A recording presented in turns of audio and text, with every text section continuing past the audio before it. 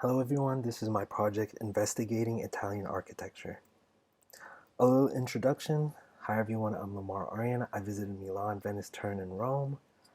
So what is my topic? Let's get into it. Italian architecture and exploring the history, contrast, and analyzing between its traditional and modern elements.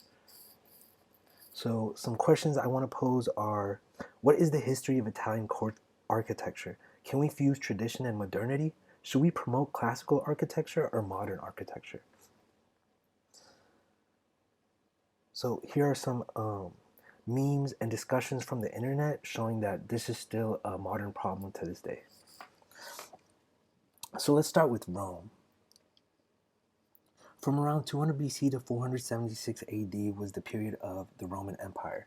And Harvard alum and writer for American Journal of Archaeology, William L. McDonald says, three broad historical phases stand out: the seedbed Republican Vitruvian period, the far-ranging works of the empire, which shade off into early medieval architecture, and the omnipresent life of Roman images and design elements in Western architecture, talking about the different phases Italy has gone through in its history. So since he's talking about Vitruvius, I want to say that from Vitruvius we received De Architectura, which was written around 30 to 20 BC, and it goes in depth talking about town architecture, civil engineering, building materials, and a lot of techniques that we still use to this day. And before the Roman period, it was the Etruscan period, which was mainly built on usability, with necropolises and temples that were built with stone blocks and no defining features. After this, we get into Hellenized Rome, where Brown, another professor and PhD from Yale in architecture, says the familiar contending variants are all present: chronology, tradition, local practices, Greek and Hellenistic influence, and technical and stylistic changes. So after the Roman period, we get into the Middle Ages and the Renaissance. Another word is the medieval period and the Renaissance, which was approximately between 500 and 1700 AD. This period was defined by Christianity, cathedrals and basilicas that we still see in Italy today. One of the defining architecture types during this time was Gothic architecture. Gothic architecture was defined by flying buttresses, vaulted massive ceilings. They used arches from the Romanesque period, but the arches were pointed. So, on speaking on the similarities between the Romanesque period and the Renaissance, Professor Reginald Annandale Cordingley was an established architect and chair of architecture at Manchester University, and he says that early Christian and Romanesque succession to the Roman on the one hand and of the kindred Byzantine on the other. These ingredient styles were each important to the eventual character of the Renaissance style. To refute his point, he goes on to say, to our northern eyes, attuned to a Gothic of a very different kind to the Italian, the very earliest of the Renaissance churches appear at first sight to have been transformed into classical character with almost miraculous speed and completeness. Yet in such as San Lorenzo Basilica, there is very little that is of direct Roman inspiration. So here are some buildings from the Middle Ages and Renaissance. Here's the Duomo di Milano, which started being built in 1386, and we could see some of the Gothic architectural elements, like the pointed arches and the flying buttresses on the side of the building. This started being built in 1386 and is still being upkept, preserved, and built to this day, showing the blend between traditional and modern architecture. Here's another example from St. Mark's Basilica in Venice, Italy, showing that the arches are taken from the Romanesque period, but there are layers of arches. And then we can see a fresco painted of Jesus Christ on the front of the biggest arch.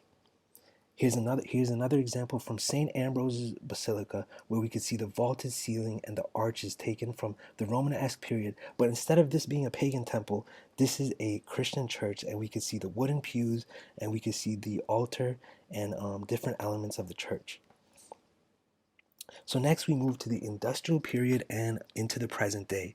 As you can see by this image, it's characterized by more vulgar, neo-realistic elements.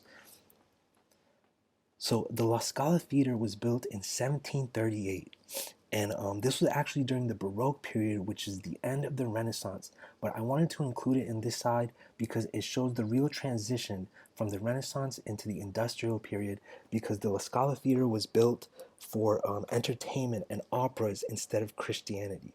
The next piece of architecture we'll look at is the Mole Italiana, which was originally intended to be a synagogue, but is now a Museo Nacional de Cinema, which is the National Museum of Cinema in Turin, and it was built between 1863 and 1889. The picture on the right is the Piazza degli Affari, which is built during Mussolini's reign in Italy and is used as Milan's stock exchange headquarters. We can see the addition of the middle finger statue added in 2010. Other modern day architectural feats are metros, benches, restaurants, clubs that we could see in the modern day. Um, Michelangelo Sabatino, a professor and director of the PhD program for architecture at the Illinois Institute of Technology, says in the 20th century, Italian architects and designers produced remarkable buildings, paintings, and objects inspired by a vernacular tradition that had evolved over centuries of agrarian life, which I think is a perfect quote to really define the history of Italy's architecture, showing how they moved from an agricultural, agrarian society into an industrial and modern day developed country. Other examples here is the La Scala Theater, which we talked about earlier. You can see the velvet seats, the main stage, the chandelier at the top. This is the Arch of Peace. You could see the train lines on the floor, the bikes and the cars on the side, the trees on the side, and the people. And you could really see the blend between traditional and modern here. Next up, this is just a regular metro that we see every day, but metros are actually engineering feats of architecture because of all the tunnels and the trains coming every 10 minutes and the trains having to be in order, and we just pass by it every single day. So, in conclusion, when we're talking about Italian architecture, starting from the Roman period to the Renaissance to the present day, um, balancing the old and the new has always been a problem for centuries throughout civilization, but with proper attention and care, we can create new works while still maintaining our cultural and world heritage sites. And here's a picture I took that I think is perfect. This is Castello Sforzesco, but you could see the seats on the bottom because they have musical events every weekend, techno music events, EDM events, and you could see the blend, the real blend between traditional and modern elements.